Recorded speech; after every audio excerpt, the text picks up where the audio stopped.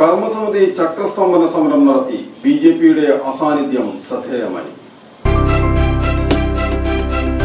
എല്ലാത്തരം എസികൾക്കും വിലക്കുറവിന്റെ മഹാത്ഭുതം തീർത്ത് power plus home appliances Kavilkadavu Kodungallur. CEF signal ജംഗ്ഷനിൽ എലിവേറ്റഡ് ഹൈവേ വേണമെന്ന ആവശ്യവുമായി കർമ്മസമിതി നടത്തുന്ന രണ്ടാം ഘട്ട സമരത്തിന്റെ 500ാം ദിവസമായ ശനിയാഴ്ചയാണ് കർമ്മസമിതിയുടെ നേതൃത്വത്തിൽ ചക്രസ്തംഭന സമരം നടത്തിയത്.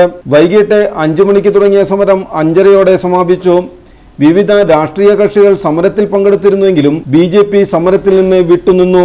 കഴിഞ്ഞ ദിവസം കൂടിയ കർമ്മസമിതി മീറ്റിംഗിൽ MP, MLA, നഗരസഭാ ചെയർപേഴ്സൺ, കർമ്മസമിതി അംഗങ്ങൾ ഉൾപ്പെടെ വിവിധ രാഷ്ട്രീയ കക്ഷി നേതാക്കളുടെ സംഘം PDയെ കാണുവാനും വേണ്ടിവന്നാൽ PDയെ ഉപരോധിക്കുവാനും തീരുമാനിച്ചിരുന്നു.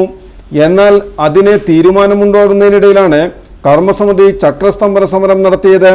500 ദിവസവും ധർണയിൽ പങ്കെടുത്ത സമരഭടന്മാരെ ആദരിക്കുകയും ചെയ്തു. സമരത്തിൽ നഗരസഭാ chairperson TK Geetha, CC Vipinchandran, TP Arun Menon, RM Pavithran, Ansar, KC Jayan, Suresh മാഷ് തുടങ്ങിയവർ പങ്കെടുത്തു. എന്നാൽ പാർട്ടിയുടെ സംഘടനാ മീറ്റിംഗ് മുൻകൂട്ടി നിശ്ചയിച്ചതുകൊണ്ടാണ് സമരത്തിൽ പങ്കെടുക്കാതിരുന്നതെന്ന് BJP മണ്ഡലം പ്രസിഡന്റ് ER ജിതേഷ് പറഞ്ഞു.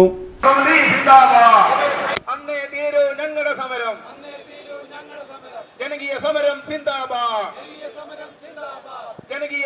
സിന്ദാബാദ്.